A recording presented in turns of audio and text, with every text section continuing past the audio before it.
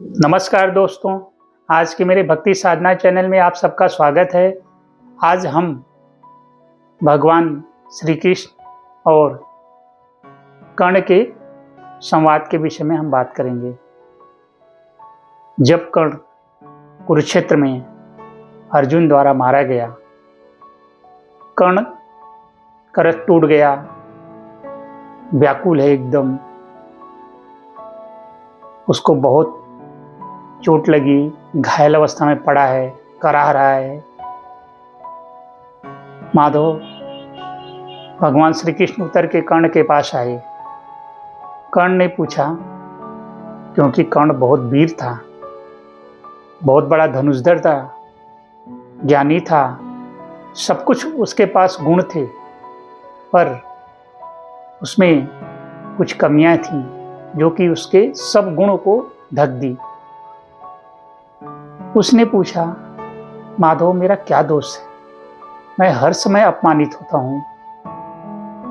मेरा गुरु मेरे को त्याग दिए, माँ मेरे को त्याग दी, मेरा सम्मान कहीं नहीं हुआ, मेरा हर समय अपमान हुआ, मैं किधर का भी नहीं रहा और आज मैं इस दशा में हूँ। मेरा हर तरफ से मेरे को जलील किया गया। मेरा क्या कसूर था कि मेरे को ये सब सहना पड़ा? माधव चुपचाप देख रहे हैं, कुछ भी नहीं बोले। कर्ण बोले, माधव हमें आप बताइए कि मेरा क्या दोष है कि जन्म लिया, माँ ने मुझे नदी में प्रवाहित कर दी, जिसने पाला सूत पुत्र था, मैं सूत्रपुत्र हो गया। लोगों ने बोला मेरे को कि तुम शूद्र हो, तुम रथ चलाने वाले का बेटा हो। असल में तो मैं ऐसा नहीं था। भगवान ने बोले, हे कर्ण, तुम एक वीर, स्वाभिमानी, संस्कारी, तुम्हारे अंदर सब गुण हैं, पर तुम जो मित्र चुना, तुम जो साथी चुना, वो सही नहीं था। क्योंकि साथी का सही होना हमारे लाइफ में बहुत इंपॉर्टेंट रखता है कि हम किसके साथ उठ बैठ रहे हैं, कौन हमारा साथी है।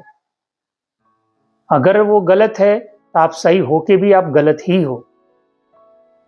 इसलिए अपना दोस्त मित्र बनाते समय यह हमें ध्यान देना चाहिए कि हम किसके साथ खड़े हैं। गलत आदमी के साथ खड़े हैं, हो सकता है आप उसके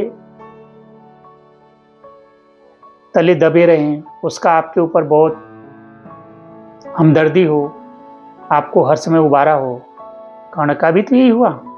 कर्ण को भी दुर्योधन ने सम्मान दिया, राजा बनाया, आंग्ल देश का उसको राजा बनाया। अपने भाई को सुई के नोक के बराबर जमीन देने को तैयार नहीं था पांडवों को, पर कर्ण को एक राज्य गिफ्ट में दिया। कुछ तो उसका कर्ण से काम करके लेने का रहेगा, तभी तो। दुर्योधन सम्मान दिया, इसका मतलब ये नहीं कि वो जो बोले आप करो। भगवान कृष्ण ने बोले कि आपके एहसानों के तले आप दब गए, इसलिए आप आगे का नहीं सोच पाए। बोलते हैं, मेरा क्या दोष है? जब मेरा कोई इज्जत नहीं किया, सब लोगों ने मेरे को ठुकराया, तो मेरा पीठ पे हाथ मेरा दोस्त दुर्योधन ही रखा, बाकी किसी ने नहीं रखा। तो बोले, माधव बोले, जब द्रौपदी का चीर हरण हुआ तो वहीं पे तुम भी बैठे थे, आपने तो कुछ नहीं किया। गलत है। आप बोलते हो मैं स्वाभिमानी हूं, मैं सब कुछ सही। ये जरूरी नहीं है कि आप जो कर रहे हो वो सही है। ये हमें बहुत ध्यान देने की बात रहती है कि जो हम काम कर रहे हैं वो सही है। हो सकता है वो तुमको लगे सही है, लेकिन जिस कार्य से हमारे पुरुषार्थ, हमारे न्याय, हमारे कर्म ये धब्बे न लगें, वो कार्य सही है। अगर हम ऐसा नहीं करते हैं तो हमारे ऊपर वो कलंक लगेगा। इसलिए हमें अपने कर्म पे हावी नहीं होने देने का है। एहसान कभी किसी का हावी नहीं होना चाहिए। अर्जुन अपने धर्म के साथ, अपने भाई के साथ खड़े थे। कर्ण अपनी मित्रता छोड़ने को नहीं तैयार था। जबकि कर्ण को माधव बोले, तुम्हें तो पता चला तुम्हारी माँ कौन है, तुम किसके भाई हो, तुम पुत्र किसके हो। बोलता है, मुझे पता चला लेकिन समय सब निकल गया। बोलते हैं, जब समय निकल गया और समय के साथ तुम नहीं चले तो दोष तो तुम्हारा ही है ना। इसमें विधि का विधान क्या है? ये तो तुमने खुद चॉइस किया। तुम्हारा मैं मानता हूँ कि तुम्हारे साथ अन्याय हुआ, तुम्हारा अपमान हुआ, तुम्हें गुरु ने त्याग दिए, सब कुछ हुआ, पर तुमने क्या चुना? तुमने गलत संगत चुनी। ये तुमको पता है कि वो गलत है, फिर भी तुमने उसके हाँ में हाँ मिलाई।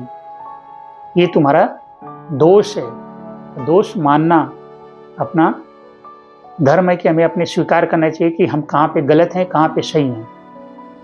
हमें किसी पे उंगली उठाने से पहले खुद को, अपने को देखना चाहिए कि हमारा क्या दोष है। समाज हमें कभी माफ नहीं करता। दुनिया बैलेंस से चलती है। धर्म अधर्म बैलेंस में ही रहता है। आप कुछ गलत काम किए हैं तो रिजल्ट आपको जरूर मिलेगा। अगर आप पुण्यवान काम किए हैं तो आपको पुण्य मिलेगा। आप चाह के भी गलत काम का सही रिजल्ट नहीं ले सकते, क्योंकि गलत तो गलत है। हमें अपने सगे संबंधी सब लोगों से आदर भाव सम्मान, हम भी उनसे उम्मीद करते हैं कि वो हमें आदर सम्मान दें, तो हमारा तो कर्तव्य बनता है कि हम उन्हें सम्मान दें। भगवान माधव बोले कि कर्ण, तुमने ऐसा नहीं किया। तुम अन्याय को साथ देते रहे, तुम सब कुछ सहा, तुमने सब कुछ देखा, पर तुमने सही निर्णय नहीं लिया। तो बोलते, क्या इसकी सजा मुझे यही है? युद्ध हुआ, मुझे पता था कि इंद्र मेरा कवच कुंडल लेके जाएंगे, फिर भी मैंने दान दिया। बोलते हो, तुमने धर्म को स्वीकार किया ना। तो धर्म को स्वीकार किया तो तुम्हारा सम्मान तो है कि तुम बहुत बड़े दानी हो।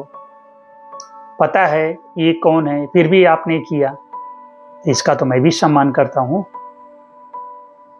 पर इसका मतलब ये नहीं तुम इसके बदले तुम गलत आदमी का साथ दो। ये तो ये हो गया कि तुम अच्छे कर्म भी करो और बुरे कर्म भी करो, तो आपका तो इक्वल हो गया। ये तो नहीं है, तो आप इससे तो बच नहीं सकते। और जो कर्म है उसमें तो आप बंधे हैं, तो आपका तो यही हाल होने वाला था। तो कर्ण बोले कि प्रभु, मेरी एक इच्छा है कि मेरा अंतिम संस्कार किया जाए जहां पे किसी का ना हो। माधव सोचे, ये अभी ऐसा तो कोई जगह नहीं जिसकी कहीं किसी की मृत्यु न हो। तो माधव ने अपने हाथ पे कर्ण का अंतिम संस्कार करवाए, तो कर्ण धन्य हो गया।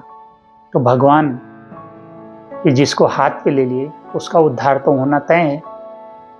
तो इसलिए इस कहानी से हमें ये शिक्षा मिलती है कि हमें भगवान पे अटूट भरोसा, प्रेम, सौहार्द रखना चाहिए। भगवान हमें हर मुसीबत से बाहर निकालते हैं, हमें कभी अकेले नहीं छोड़ते, हमारा साथ देते हैं, हमें अच्छी राह पे चलने के लिए प्रेरित करते हैं। हमें मौका मिलता है तो उसका हमें सम्मान करें, आगे बढ़ें। और आज इसी के साथ मैं अपने इस अंक को विदा लेता हूँ। आई होप मेरा ये वीडियो आप सबको पसंद आएगा। लाइक करिए, सब्सक्राइब करिए, दोस्तों में शेयर करिए। जय श्री राम।